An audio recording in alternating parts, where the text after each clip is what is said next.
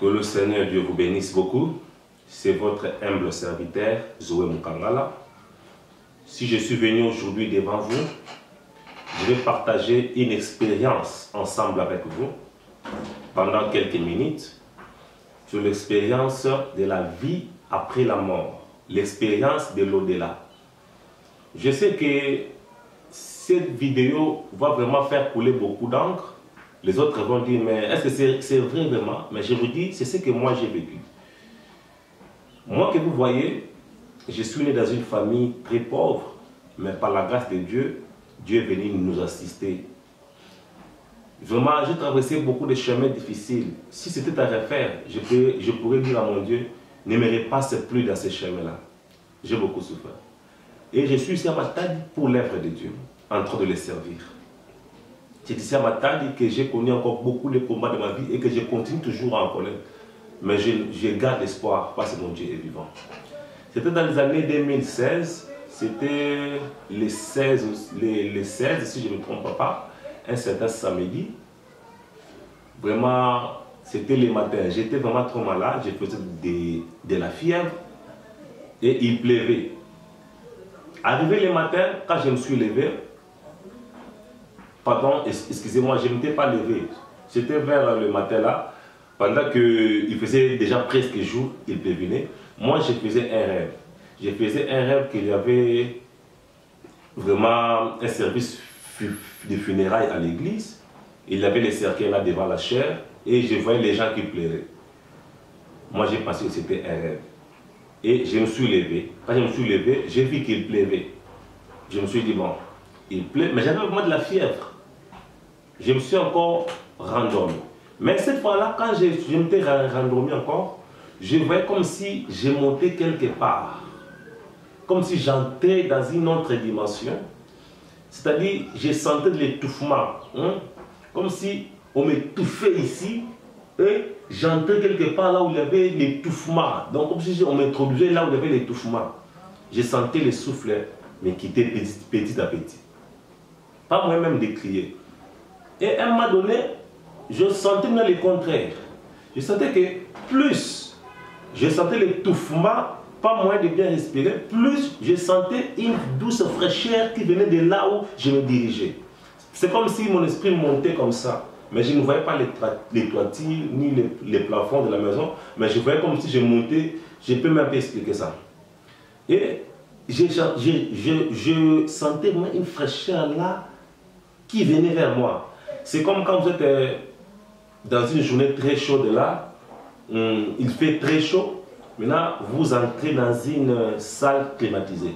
Ce que vous sentez là, c'est que moi je sentais que je me dirigeais vers quelque part. Plus j'étais étouffé, plus je sentais que je me dirigeais vers quelque part. Et dans un clin d'œil, je me suis retrouvé quelque part. Je regardais, j'étais à l'espace, je flottais comme un oiseau, mais je n'avais pas des ailes. J'étais là vraiment à l'espace, je regardais, je voyais maintenant en bas. En bas, c'est là où je voyais une cité. Ce que je retiens est que j'avais vu une rivière qui a contourné le coin du village là. Une rivière qui a contourné le coin du village là, et de la ville plutôt, de la cité.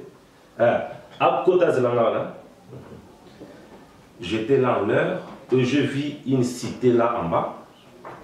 Je vis, je peux dire, une cité. C'était bien construit. Il y avait des gens, il y avait beaucoup de choses là, dans la cité là que j'avais vu. Et ce que je retiens, il y avait une rivière, comme un fleuve, vraiment, qui contournait la cité comme ça. Non, je n'ai pas vu toute la cité, j'ai vu seulement les coins là où il y avait le fleuve là. Maintenant, moi j'étais en espace. J'étais de l'autre côté du fleuve, mais le fleuve était en bas et la cité était là. Mais moi j'étais là en espace. Et je voyais de loin des maisons, des immeubles, des bâtiments. Il y avait vraiment toute une cité là, une ville là. Les gens là en train de chanter avec des rameaux, ils chantaient, ils criaient, criaient, criaient. Moi j'étais à l'espace, je regardais en bas. Et quand je regardais, maintenant, là, ce qui me restait à faire, c'était que je puisse descendre, aller au-delà de cette rivière là, arriver dans la cité là. Une fois arrivé là-bas, je devais maintenant rencontrer les gens. Je les voyais de loin. Mais ils chantaient des cantiques, parmi lesquels mes chansons aussi. Ils chantaient là, pour m'accueillir avec des rameaux. Déjà, moi, je ne pouvais même pas compter. Maintenant, j'ai tenu dans ma main de l'or. Mais de l'or là, c'était en forme de, je peux dire, triangle. Triangle droit de 90 degrés. Vous savez, le triangle droit, c'est comme ça. Ça vient, après ça part comme ça. Triangle droit, voilà, de 90 degrés. Maintenant, quand j'ai vu ça, ce qui m'a étonné, je le tenais dans mes mains, c'était maintenant en or. Et je voyais, il avait des petites taches dans cet or-là. Des petites taches vraiment. Je tenais ça dans ma main. Et quand je regardais comme ça, ne sachant que faire, j'ai levé les yeux en haut, j'ai vu quelqu'un. J'ai vu un homme en espace. Il était tout blanc. Je peux dire non pas blanc comme le papier duplicateur, mais blanc comme, je peux dire, comme la couleur beige, comme la couleur, donc comme un café au lait, hein, quelque chose de comme ça, blanc cassé, donc quelque chose comme ça, de similaire.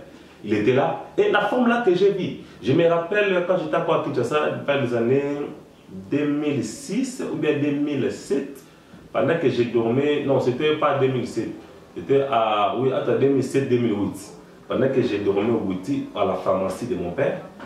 Une nuit, j'ai dormi, j'ai vu cela, j'ai vu Jésus-Christ devant le comptoir de la pharmacie.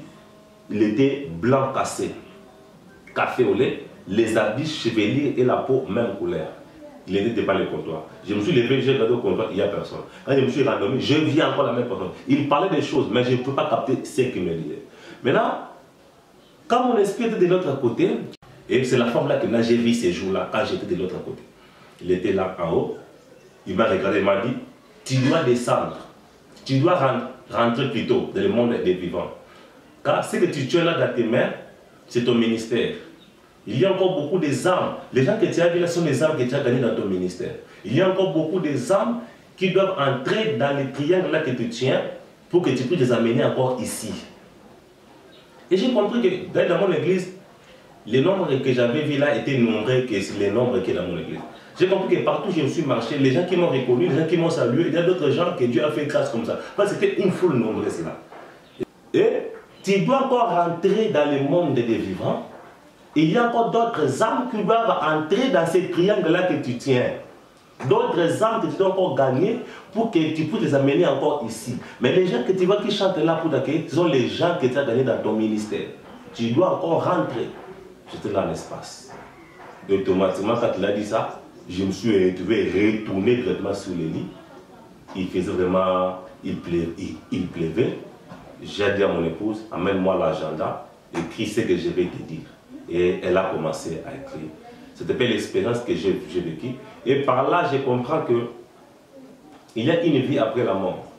Et je sais que j'ai déjà fait un grand travail. Il y a des âmes qui sont là. J'ai une récompense qui m'attend. C'est pourquoi ce n'est pas le temps de blagues. Ce n'est pas le temps des aventures, le temps des jetons, tout ça. Faisons l'œuvre de Dieu. Il y a une récompense qui nous attend. C'est pourquoi je demande toujours à mon Dieu de m'aider, que je sois toujours ferme dans ces messages, ferme dans cette alliance, dans cette commission. Car il y a une couronne que je porterai. Vraiment, Dieu m'a fait grâce de vivre ça. J'ai vu l'au-delà que le prophète pendant m'en a parlé. Mais hormis ça, jamais vu encore dans les songes, mais ce jour-là, c'était pour moi une réalité. Parce que mon esprit était là. Ce moment, j'ai remercié le Seigneur. Et je vous dis, ce réveil est vrai. Moi, je suis témoin. Je prêche un Jésus que j'ai rencontré. Je prêche le paradis que j'ai rencontré. Je sais que c'est réel. Si je suis vivant, parce qu'il y a d'autres âmes qui doivent encore être sauvées. Peut-être c'est toi qui m'écoutes, mon frère. Donne ta vie à Jésus. Donne ton âme à Jésus. Il va te sauver. Jésus qui revient bientôt. Tout passera. Tout de ce monde n'est que vanité de vanité. Donne ta vie à Jésus. Jésus-Christ t'attend. Vraiment que Dieu vous bénisse. Priez beaucoup pour moi. Je suis qu'un homme. Si j'étais blessé d'une manière ou bien d'une autre, veuillez me pardonner. Je suis un homme. Priez beaucoup pour moi. Et moi aussi, je prie beaucoup pour vous. Vraiment, gardons l'unité. On va prier le Seigneur. Père, je bénis tes enfants. Ceux qui nous ont suivis, je les bénis. Bénis cette vidéo. Que tout le monde qui va l'écouter, l'entendre, que son cœur soit changé, qu'il puisse venir à toi. J'ai prié ainsi par la foi au nom du Seigneur Jésus-Christ. Amen. Que mon Dieu vous bénisse. On se revoit à la prochaine numéro, à notre prochain numéro. Merci beaucoup.